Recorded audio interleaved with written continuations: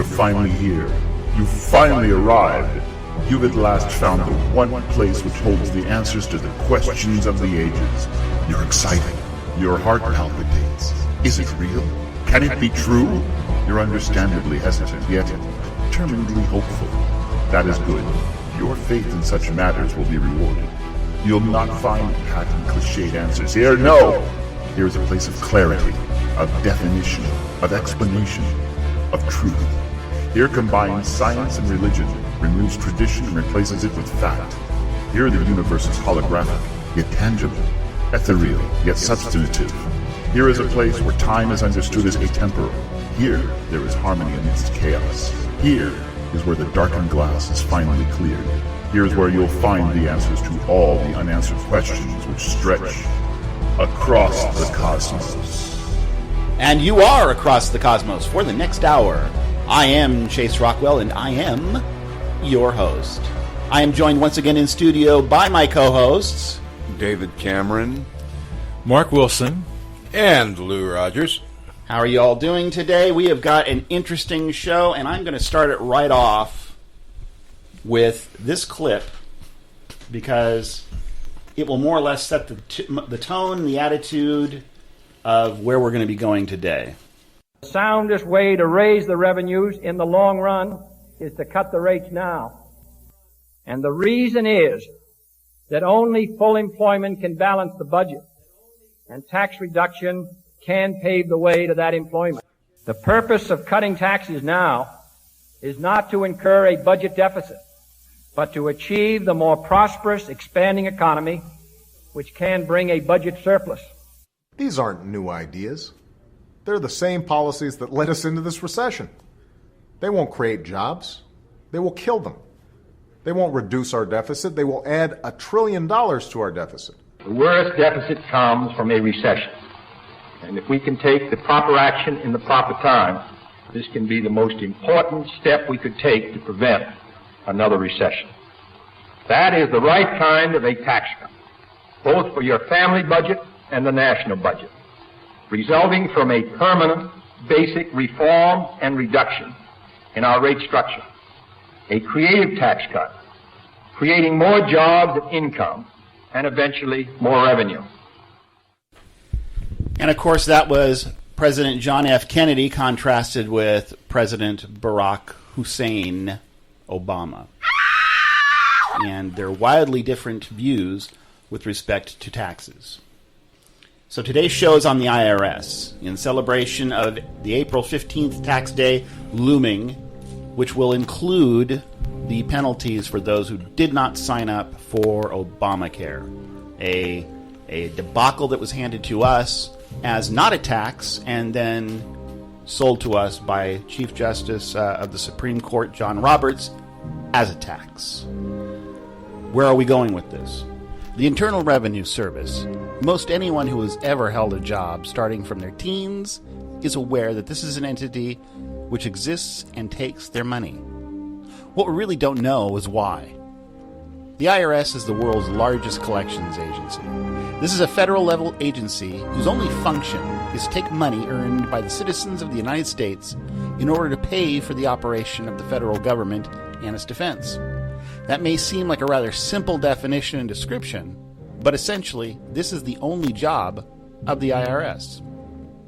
The United States House of Representatives is charged with writing the legislation by which the IRS operates, and once signed by the President, that legislation becomes law. When we have people of character who are elected to these positions within the federal government, the theory behind such a system seems sound. They will protect our best interests. However, rare is the man or woman who can spend freely into the trillions of dollars, who doesn't become corrupted. The IRS, of late, is a prime example of the effects of corruption. Our topic this week isn't meant to do anything other than bring a level of awareness to the listener that what we have in Washington today isn't a group of selfless public servants, but rather a group of malevolent, corrupt men and women who have figured out that they can use the United States tax code to enslave the populace. Now, is that hyperbole on my part? I don't think so. Well, let me explain. The IRS was initially formed in 1862, what was then called the Revenue Act of 1862. The reason for this act was to pay for the cost of the Civil War. It was an emergency, wartime act intended to be temporary. Now, what is striking about this tax, beyond it being a completely new concept, are the rates of taxation they decided upon. The initial rate was a mere 3% on income over $800 annually. This annual income figure exempted most wage earners. Now ruminate upon that for a moment. Calculating for inflation, that would work out to approximately $18,600 a year annually in today's dollars. Now that initial figure was soon modified. The rate remained at 3%, but the taxable amount was lowered to $600 annually, or just about $14,000 a year in today's dollars. The 3% rate remained in place for any income which fell between this low of $600 annually up to a high of $10,000 earned income annually. $10,000 in 1862 would be approximately $232,000 today. Above $10,000 annually earned, the rate rose to a whopping 5%.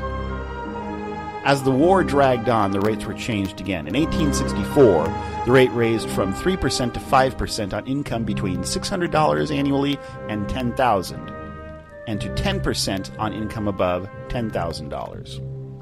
By the end of the war, 10% of the Union households had paid some form of income tax, and the Union raised 21% of its war revenue through income taxes alone. Now, consider those two figures for a moment.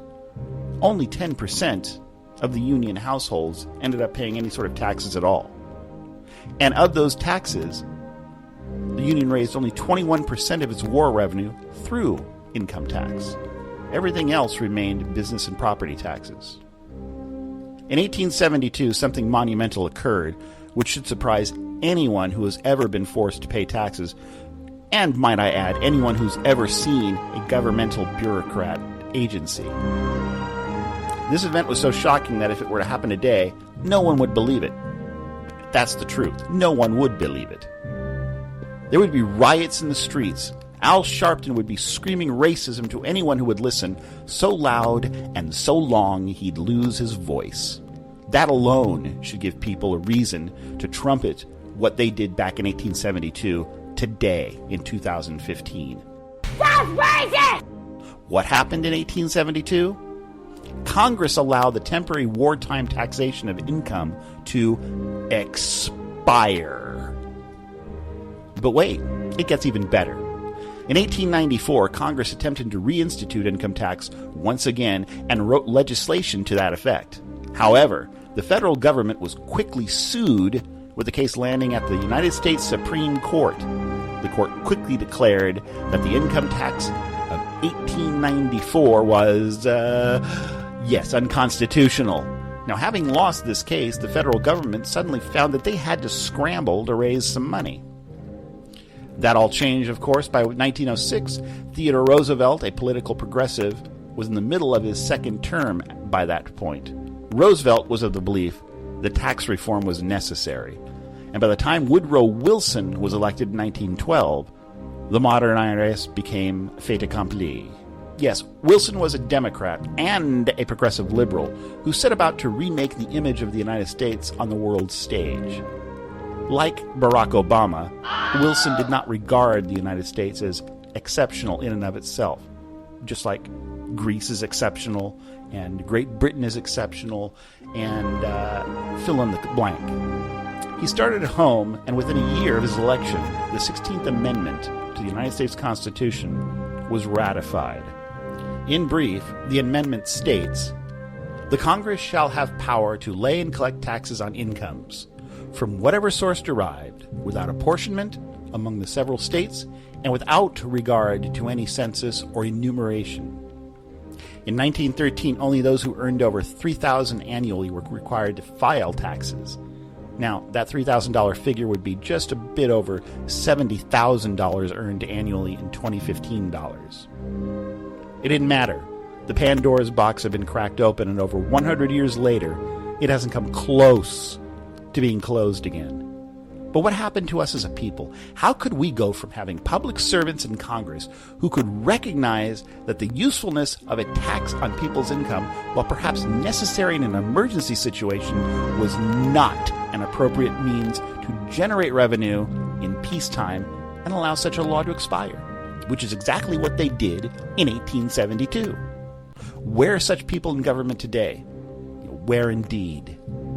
Recently, Kentucky Senator Rand Paul announced his bid for the United States presidency in the 2016 election. Paul's idea is to revamp the United States tax code entirely. He stated, quote, "As president, I would promote a fair and flat tax plan known as the EZ tax. My tax plan would be the largest tax cut in American history, reforming individual, business, and worker taxes," unquote.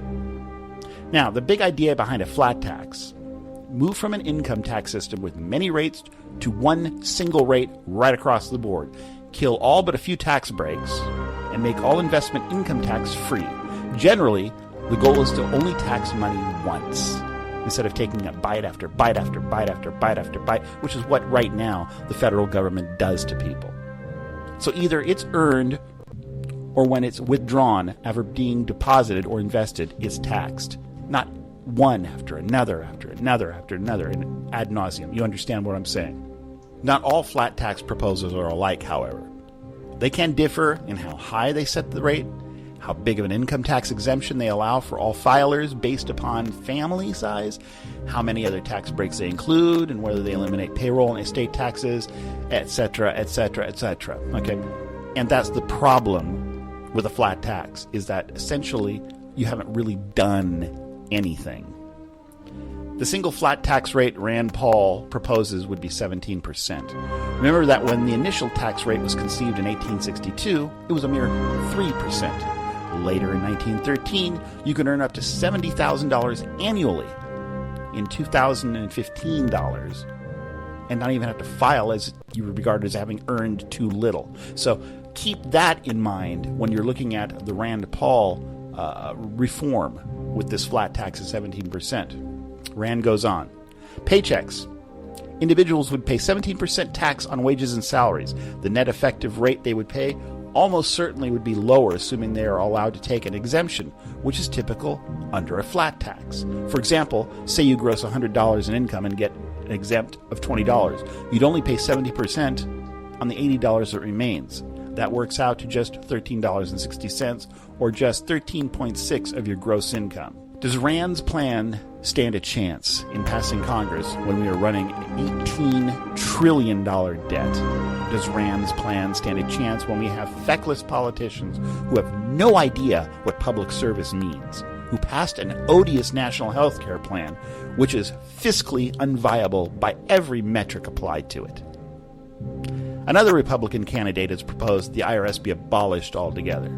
Texas Senator Ted Cruz, who is also running for the presidency in 2016 election, doesn't explain how the bloated, dependent United States government would then raise the funds needed. But he has tapped into an ever-increasing feeling amongst the general populace, that being the IRS is out of control and needs to be stopped. Under Democratic President Barack Obama, the IRS has spied on its political enemies and has been used as a tool to seek retribution against foes of progressive liberalism. The Tea Party, a conservative grassroots political movement, was a favorite target of the IRS under Obama, which led to the removal of its director, Lois Lerner. Ms. Lerner may still face prosecution for her illegal actions, but I doubt that will happen as long as Barack Obama is the president. One thing is certain: no one likes to pay taxes. The question then becomes one of, are they even necessary in the manner we are implementing? Could a tax collection be made fair in a country which has increasingly become a land of the very rich and a land of the very poor? The middle class in the United States is fast becoming a museum relic as a result of the fiscal policies imposed upon it by our elected officials. So where do we go from here? Well, I'm going to kick this off with a quote from Alexander Fraser Tytler, Lord Woodhousen, Scottish-born lawyer and writer, died in 1813. So this is quite a while ago, but his words are extraordinarily prescient. Tytler states, It is not, perhaps, unreasonable to conclude that a pure and perfect democracy is a thing not attainable by man, constituted as he is of contending elements of vice and virtue, and ever mainly influenced by the predominant principle of self-interest. It may, indeed, be confidently asserted that there never was that government called a republic, which was not ultimately ruled by a single will, and, therefore, however bold may seem the paradox, virtually and substantially a monarchy. Alex de Tocqueville, French politician, thinker, and historian, summed it up like this: "The American Republic will endure until the day Congress discovers that it can bribe the public with the public's money." So, what are we supposed to do with this? We're coming up on tax day.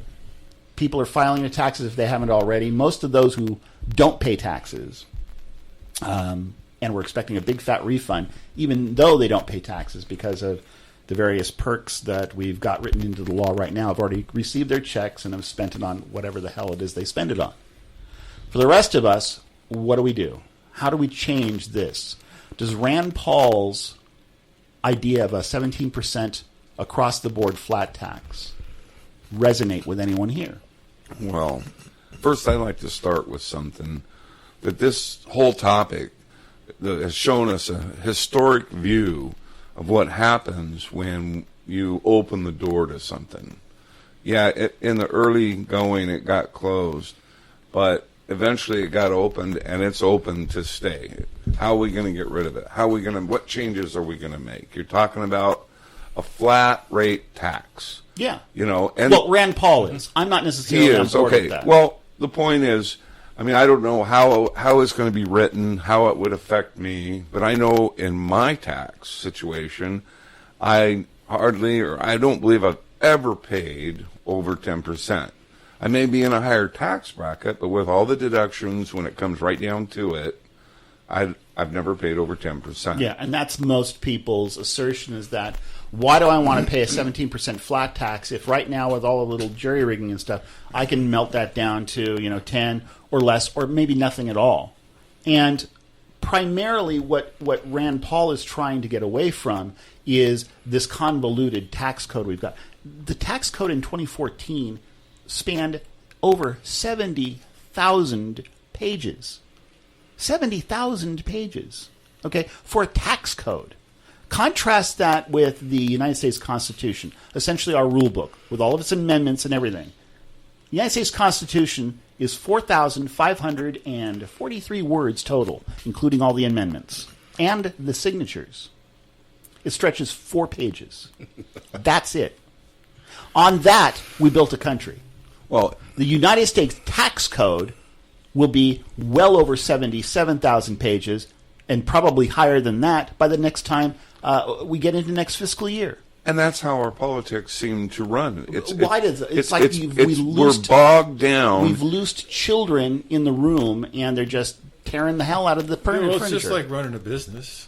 If anybody ran their business like this, they'd be broke. I'm saying it's just like running a business. It's like at this particular juncture, you cannot eliminate the IRS. You can restructure it, but only in a way that would take care of the individuals on the payroll. Right now, how many people are on the payroll of government-funded office? It's my opinion, my thought, that as this is a government by the people, for the people, of the people, that we're essentially saying that what we're doing we're doing well, even though the tactics that are used for the IRS to apportion money, to collect money, is harmful overall to the entire country. It's corrosive. The IRS uses a civil forfeiture law to press their issues. They can issue liens. There's no burden of proof. The IRS, your tax form itself is all voluntary. And only if they catch you not filing or not giving them what they regard as the right information will they come after you. And then it's all turned over into criminal court if they decide that you have violated some sort of a law. But the burden is completely on the individual to prove that they haven't done something wrong, and the IRS has got the entire budget of the United States government behind them to prove themselves right. Well, There's no fairness here. They don't need to prove themselves right. They just make the they'll defend their accusation. position. And my point is that they lien your house, they seize your assets, they freeze your bank accounts. I have a good understanding of what the IRS can do, having prepared a few tax returns in my day. But what you don't understand is, let's say Joe decides he's not going to file his tax returns because he considers it voluntary. Mm-hmm. And he goes for 10 years without filing. Sure. And he gets caught. Well, unless Joe has kept all his receipts and everything he's done for the 10 years, they're going to look at Joe and say, well, Joe, you're an electrician. Average electrician makes $75,000 a year. Yeah. But we're going to say you made $80,000. And they're going to go back 10 years and assign that wage all the way back. And it's Joe's responsibility to prove otherwise. It becomes you are guilty until proven innocent. I have an example of that. In 1990 or 1991, I got a letter from the IRS. It didn't say that we believe you're a tax evader. It didn't say that we have reason to believe that you've made a mistake on your taxes. It said, Mr. Cameron, you are a tax evader. It said, it was point blank. Maybe not that point blank, but it was point blank. And, of course, I started shaking in my boots because I'm like, what? And come to find out, the information they had was wrong. But I had to prove it was You wrong. were guilty. And you were guilty in their court. I was guilty, and they were talking about issuing a warrant for my arrest. Yes. And I was begging them to give me time. And when I found out what happened, I was not a happy camper. And I basically won my argument with IRS, and they wrote me a letter back apologizing and saying, please, Mr. Cameron, we just want to leave things the way it is. And at that time, I was like, no, I got a lawyer. I want to expose you people. You know, you called me something I wasn't. But the bottom line is they can do almost what they want. No, they can do whatever they want. And you can't sue the IRS for punitive damage. It doesn't work. Well, I understand there's some problems. There's some problems. I just, as you all love history, I love history. During the Clinton administration, a businessman had changed over his accounting firm. That new accountant went through the books and said, look, you have missed this tax and you owe $300,000. But that's, He wrote to the IRS saying, I've just come aware of this and I want to make a payment plan. 2 weeks later, they padlocked the doors to the business and confiscated it. well, I can't, I don't know the criteria and the information there other than just a few sentences, but over time in my life is the only projection I can really look at. And I just found them always to be fair. And, you know, what you get is a lot for your money. I mean, I remember even under the time where we had first taxation in the United States, there was this place called the El Camino Real in California. And what kept it safe was the Catholic Church would put up these different, what do you call those places? Forts? No, not Grotto? They weren't forts. Missions. Missions, yeah. And you would go. It was day's walk in strategically California. placed. So you go X amount of miles by horseback and walking, and you can make it to the next mission. Yeah. So it was always a place where you can go and have a good night's sleep and be protected from the banditos, because the United States government had no people on the payroll in that area to protect you. The Wild West was called the Wild West for a reason. Well, It was truly Lawless. a lawless place. There was very few federal dollars to employ marshals. You know, now we have a very sophisticated police system, which, yes, you can say is overbearing. Yes, you can cite instances where they did things wrong. But on the overall, it does protect the people. Now, where we run into a problem with the IRS in the biggest way is they collect the money. They're doing their job. They collect the money. A lot of people hedge it, hide it, and they got to look for those people. I get all of that. And there's millions of people trying to scam the IRS. Sure, absolutely. And so they've got to really double, triple, quadruple their efforts just to try and get some of that money.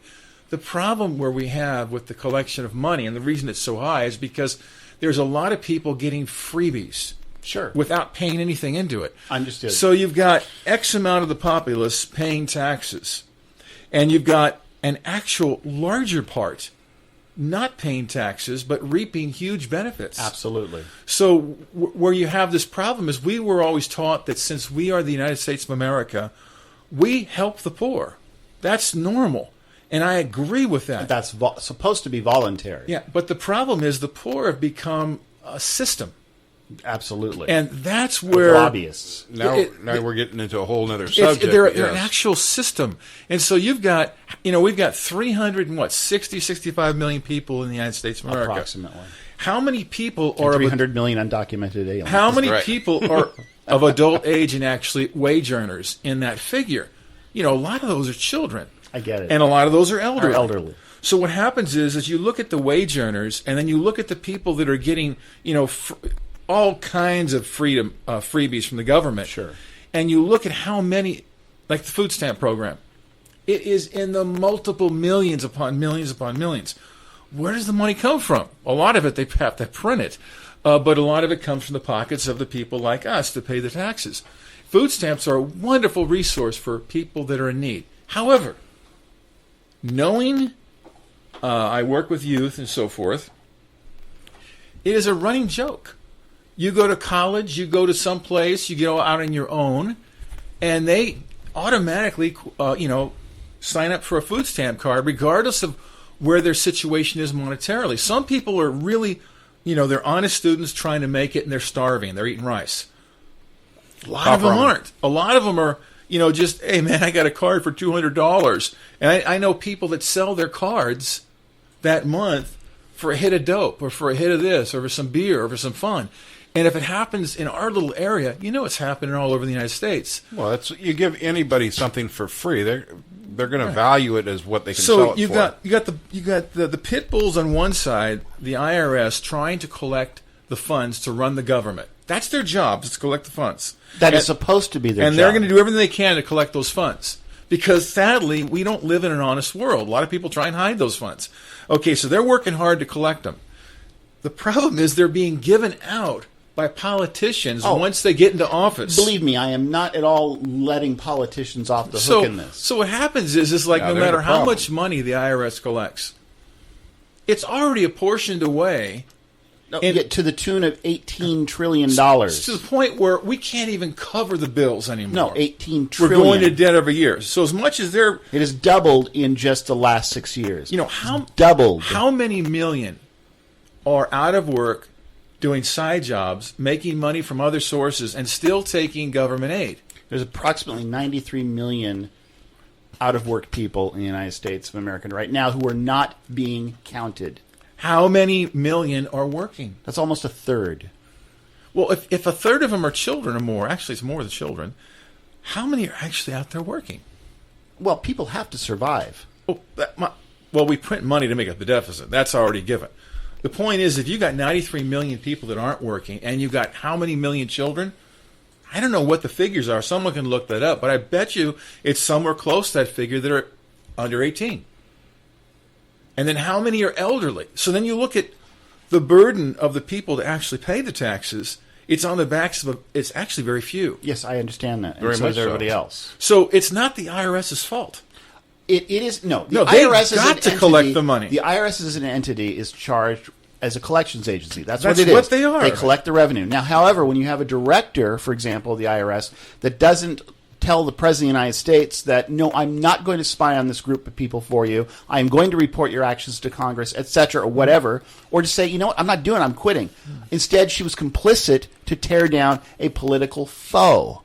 An ideological foe, okay? And that's what Lois Lerner wound up getting booted because it came to light. Yeah, but now she was targeting a specific ideological point of view, and these people were getting audited. Yeah, but the problem, again, it's not the IRS. She was the IRS. She was the director of the United States Internal Revenue Service during that period of time. I have not done anything wrong. I have not broken any laws. I have not violated any IRS rules or regulations, and I have not provided false information to this or any other congressional committee. And while I would very much like to answer the committee's questions today, I've been advised by my counsel to assert my constitutional right not to testify or answer questions related to the subject matter of this hearing. After very careful consideration, I've decided to follow my counsel's advice and not testify or answer any of the questions today. People within the system that abuse the system. That's one case. I understood. But what happened, the IRS are designed to collect we need taxes. Right. You know, but everybody loves when roads are built and bridges are built and, not Katrina everybody. comes through or something. They want federal money immediately. Everybody Too many people want federal money. I know. From now on, call me Mr. EBT. Yeah, that's right. I'm swiping all day. I'm swiping all day. Sandwiches, chips, Snickers, Twix. You already know. I swipe my card. He asked me for my pin. 1778. I punch it in. I'm eating good. Potato chips. My EBT. What? Man, I love the EBT. I just swipe my EBT. My EBT. I just swipe my EBT. My EBT. I just swipe my EBT. My EBT. I just swipe my EBT. Too many people, and it's real difficult. So let me ask you something. Let's put this on the table. Rand Paul, suggested a 17% flat tax. I don't like the flat tax idea for a host of reasons. One is, to me, all it is another level of abuse that can occur. It's not going to stay flat. It's going to be monkeyed with because everybody does. Yeah, that's just the beginning. Well, but it's a beginning, but it doesn't really take care of the problem. The problem is the way we are administering collections. Okay? And in times past, prior to 1913, certainly prior to 1862, we relied merely on business taxes and property taxes. Now, realistically, with the size of the country we've got today, with sophistication, with the increase in services, we're not 1862, and I get that. I get that. But answer me this. Riddle me this, Batman. Why can't we go to a usage tax? Or what's sometimes called a national sales tax? Because here's what you get with a national sales tax.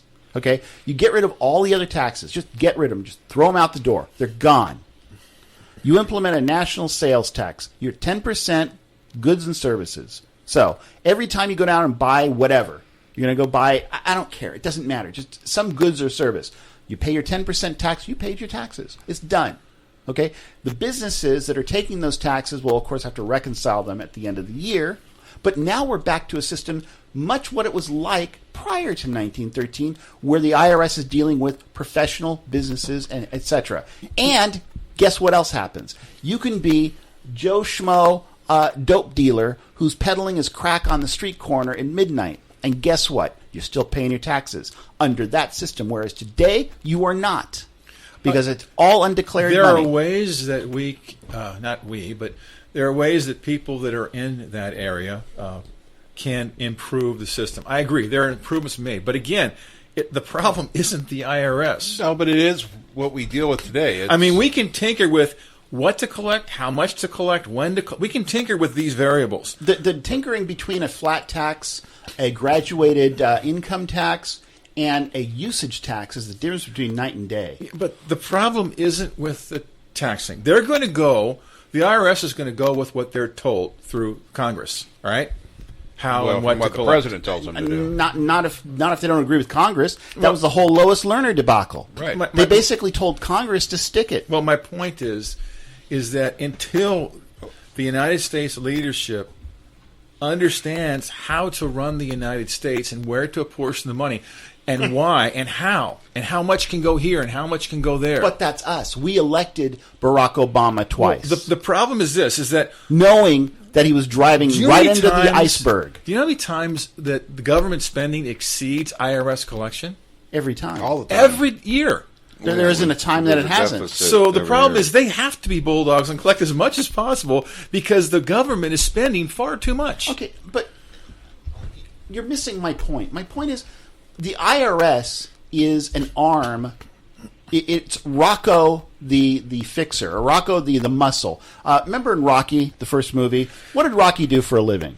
He was a muscle. He went out and broke people's thumbs because they couldn't pay up. Okay, so the mobsters or whoever Rocky worked for, they've got to get their money, so they hire Rocky to go out and do it. So you blame Rocky, you blame the thug, or the mobster. Well, you can blame both. Okay, Rocky didn't have to take the job except he needed the money.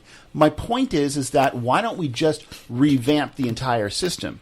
People are afraid to because those who aren't paying taxes now suddenly will find themselves having to pay taxes. Yeah, there's too many variables. And there's not too many variables. Here is why the flat or the usage tax would never see the light of day, and that is there are too many people to be put out of business, and most Agreed. of them deal with taxes. Those okay? are variables. If you are someone who's a CPA, went to school, got your degree, you're a CPA now, you've got a whole business. Your entire existence, for the most part, is doing people's taxes, whether small business, big business, what have you. Corporate tax law. That might not be affected as much, but it would be affected because the entire structure would change. All these people would be gone. Yeah. H&R Blocks would be gone. There'd be no H&R Blocks. There'd be no Jackson Hewitts. There'd be none of these things because there'd be no need for them. You're talking about a revolution within an industry that would change things. All these people would be put out of work. Totally. However, if we're going to follow what you're talking about, which is the federal government needs money, every metric used in this model shows that we would collect more revenue this way. Doesn't matter. Hands down. If we collect, okay, first of all, you're going to put, I don't know how many millions of people out of work. So should we have kept buggy whip makers alive? So you take X amount of people out of the workforce and you put them into the dependable situation. Yes, you can tinker with it. You can include different types of taxation to collect X amount of dollars. The problem is that our expenditures exceed the collections dramatically. Presently, they do. That's not. There's no reversal on that. When our banks went belly up because they were loaning as fast a rate as they can loan, and to anybody, any way they can creatively loan. Which time are you talking about? This is just recently. Many times. Well, in a way that bypassed a lot of regulations. It was soft lending to get people into homes. Sounded right. But the person given the loan was just interested in the percentage they would get from it, the loan sellers, okay? And then it goes, the escrow people got their money, the home, the realtors got their money, everybody's happy. And people that couldn't afford houses got houses and there's all these foreclosures. That was a federal law which was implemented that I'm Bill trying to remember the name of it. No, it wasn't Clinton. It was a couple of senators. I'm trying to remember their names. Here's the problem: but that's when it came about. Was under the Clinton administration. When all these gigantic financial institutions, well, blame for Bush because it popped under Bush. It started under Clinton. Well, when they started going belly up, people were saying, "Wait a minute, so and so can't go belly up. They're just too big." So the government stepped in. Remember under Obama, and gave $700 billion. $2 trillion. And that was at one point. A total of $2 trillion, you say? Total of $2 trillion. Do you know where all the money came from? Future debt. All the money came from printing. It's simply electronic money. That's all that it is. Yeah, it's the Federal Reserve notes, just the promise from our government. So all they did was extend a promise to these people, which a lot of people in the high places reaped huge salaries, huge, massive amounts of money. Well, millions upon millions of dollars. I would argue if you're up in that high area, I mean, if you're a CEO of a multi-billion-dollar corporation, you deserve to make a good amount of money. Not when your company's gone belly up. The government bails you out. But who should take that up? And you give yourself millions upon millions of dollars simply because you found a loophole in the way the government gave the money? No CEO gives themselves money. Until we get politicians in the proper areas of leadership, such as our White House, such as in Congress and the Senate, and that can run these oversights and actually curb spending in such a way that benefits the country in the long term, not create dependable citizens that we know that we can get their vote, but literally helping those citizens into a better life, as opposed to... But how you propose to do that? You need honesty. You need educated people. You need people who are willing to work. You think all the people in the banking institutions that took millions of dollars in bonus checks weren't educated? They're extremely savvy people. I'm not talking about those. Look, we have the general population. We have the general population is just fence post stupid. They don't understand how commerce works. They don't understand a market economy. They don't understand what we're doing here. They expect that the government is just going to give them stuff. That's because they live an entertainment-based life, but they've been allowed to do that. What do you mean they've been allowed because they've been given, nurtured to do that? Right. Yeah, that's right. There's families that I know, second, third, fourth generations that have lived on handouts, welfare, whatever, all kinds of handouts. And the government gives gives to needs based on the need itself. They have a family, welfare. They have more children. You give them more money, and they get used to the system, but they never get off it. They don't want to get off it. Let me play this clip. Okay. All right, I'll let you play this clip as soon as you can find it. But what we're getting into is the discussion of the social programs and the expenditures of them. The socialism that's been You got built Obama in our phone? country. Yes, everybody in Cleveland, low minority, got Obama phone. Keep Obama in president, He gave us a phone. He gave you a gonna phone? do more. How do you give you a phone? You sign up if you on food stamps, you on Social Security, you got low income, you disability. I have a question. Okay, what's wrong with Romney again? Romney, he sucks. Bad. I'm here trying to get some Obama bucks. That's what I'm doing, trying to get some Obama money. I ain't here to get some benefits. You know what I mean? I'm here to get a check. Bitch, I want a check. Tell me why you like Obama. Because he gives me stuff. Who are you going to vote for in this election? Obama. Why? Because he's black. So what do you get from the government? Tell me everything you get from the government. All I get, stamps, public assistance, Medicaid. We call it money in the pound. We call it money in the pound. What kind of benefits are you getting? Oh, let's see. Whatever the hell they got to offer, like, I don't even know. They ain't like they got a checklist, like, nigga, we go off this and that. I'm just here to get what I can get. Food stamps, it's just food. It's like food. When was the last time you actually worked? We say about half a decade. But you're a perfectly healthy young man. Why aren't you working right now? Because my background. Once you go to jail, it's hard to get a job. Why should I help you? Why should my tax dollars be going to you? Only because my ancestors came here and helped build this place. What do you mean? My ancestors, the slaves. How many kids do you have? I have 5. How many mothers? 4 baby mothers. 4 baby mamas? Do you really want to work, or you just want to get a free check? I just want to get a free check. I start with my little mortgage and, paying my lights and gas bill. So thank you, Barack Obama. We love you. And there you go. That is the populace. Now, I understand that this is a sampling, and these were in Detroit, where Columbus, Ohio is where the first clip was. But there is this entitlement mindset that is growing. It is pervasive. And as you talked about earlier, the college kids just expect to get their EBT cards, I don't even think they do food stamps anymore, do they? They just give you a credit card. My EBT, my EBT, my EBT. I just swipe my EBT. And that was all done because it's easier for the government. They don't have to print paper. It's electronic. It removed the stigma of having to, pull out have these coupon books. We've got this situation going on. Yeah, I get that the IRS is a collections agency. Mm-hmm. They don't help the situation in doing what they're doing. We've got a 3-tiered or 3-section government. We've got the executive branch, the judicial branch, and the legislative branch. And this was to prevent exactly what is happening now. In years past, prior to Franklin Delano Roosevelt, our legislative branch was thought to have gotten too big. Roosevelt changed all of that, and he shrank the legislative branch into nothing more than a bunch of toadies. He also tried to pack the Supreme Court. He wanted to change the court's complement from 9 to, I think it was 15, if I'm not mistaken. I think it was 11, but and I could be wrong. They stopped him eventually on that. We had men of greater integrity then. But since then, we have been on a big downhill slide. Lyndon Johnson created with the Great Society much of the mindset that was in those clips. Well, he did so for a reason. We see the clips. We hear the clips. It's indentured servitude. But it's so deep at this particular juncture. What was done earlier on by politicians, I don't think they had any idea what they were creating and the monster that would be created today. Lyndon Johnson is famous for saying this. If I can get, and I'm not going to use the slur that he actually used, but basically, if I can get the blacks, how did he put it?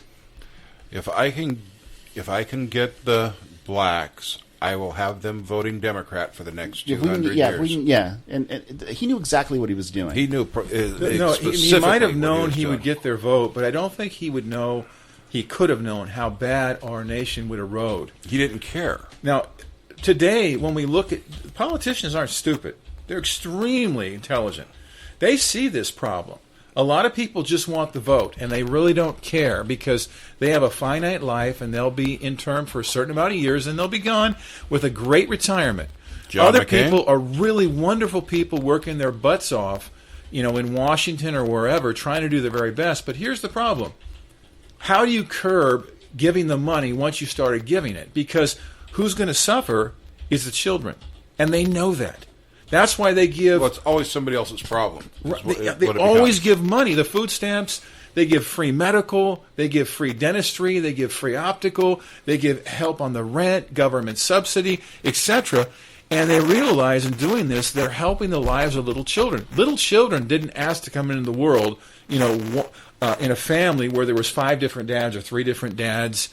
But in the same essence, the little children are being set up. They're being set up. Because learn the system. When I was doing youth pastoring, I had a family, a teenager in there, that he was already collecting, never had worked in his life, was already collecting some sort of, I want to say, SSI. Well, that depends. I mean... Yeah, there are kids that collect SSI because they're an orphan or they've lost a parent, and the government takes that money that would have gone to that person in retirement, and they use that to help. Well, he didn't lose a parent. Yeah, but there are medical cases where and he wasn't a medical case. They learn a lot of people learn the system and what they can collect. It's part of the system. It's and they know how to word and put the right words. I don't know. The scary part is that the money isn't coming from collected money that's sitting somewhere in the bank. The money's coming from a promise from our federal government. The Federal Reserve note is simply a promise. That's all that it is. So they can print as much of it as they want. So who owns the Federal Reserve note? Not us. The Federal Reserve owns the Federal Reserve note. Who's the Federal Reserve? You can't name that. That's the next problem in the whole scenario. And they're drawing an income on the interest rate from both the government and by the people. The Federal Reserve is a privately held bank that is not answerable to any form of government. How can they be drawing an interest on something that's not being collected? It's all electronic now. Because they dictate what tabs. Gets printed and how much. Yeah, but... They control the economy. Okay, Alan Greenspan did it in the 80s. Bogus or printed 90s. money. Well, no. The mindset behind it simply is this. The United States government as an entity is worth X number of dollars. And depending upon its GDP, etc., population, that figure will rise or fall. Ergo, you can calculate... Kind of like the value of your house. To a degree. Your loan. So the debt that we have is a loan based on the value of the United States. Value your business. The United States has an innate value, and you can borrow against that innate value. However, when you stop growing, for example, Greece right now is in horrible, horrible shape because more than half their population is on the dole. And they don't have really any sort of an industry per se. And so they have defaulted on every loan that they've been given. Now, because of this latest default, and basically they told Germany to stick it, they were not paying back the loan that Germany gave them after begging for it. Now they're trying to go after Germany for World War II reparations because they don't know how else to get any money. The people there don't work. Too many of them It just live off the government. Well, where do you think we're headed? How I much know that's where we're manufacturing headed, okay? do we do Well, in the United States of that's a America? big problem. Our manufacturing base has turned upside Dropped. down. It's terrible. We have no manufacturing We base outsource everything anymore. Well, See, and my view is that when when we have these multi-million-dollar companies, multinational companies, say Ford Motor Car, if they're who not, does most of their business in China now? who does most of their business in Mexico and China, and they should be fined for the amount of money they're taking out of the U.S. economy, in my opinion. Okay, but understand and I'm sympathetic to the business aspect of it to this degree. I'm understanding, and that is, I know that our unions, in their time, served a purpose. Yes, but they also help kill the economy. But they've destroyed the economy in that they didn't know where to stop. And that's where we get this entitlement mindset again. And that is, if the CEO is making X number of dollars, I should be making X number of dollars. Right. This was a mindset I used to see down when I worked at the mill all the time. Why are they getting so much money? Blah, blah, blah. Well, because they have a talent in their particular field that you don't have, and you don't have that job. Right. A worker is worthy of his wage. There was no one down at the mill that was paid slave wages by any means. Paid a lot of money. They were paid a lot of money, and especially in this particular community. And they all complained about it. But we're going to have to tackle that next week because we have run out of time for this episode. So, for David Cameron, Mark Wilson, and Lou Rogers, I am Chase Rockwell saying so long until the next time you find yourself across the cosmos. Send any questions or comments to us via email at info@acrossthecosmos.com. Also, visit us on the web at www.acrossthecosmos.com for show updates, news, and other important information. No part of this podcast may be used without the express written permission from the staff of Across the Cosmos. Across the Cosmos is a production of Omite Corporation. Copyright 2015.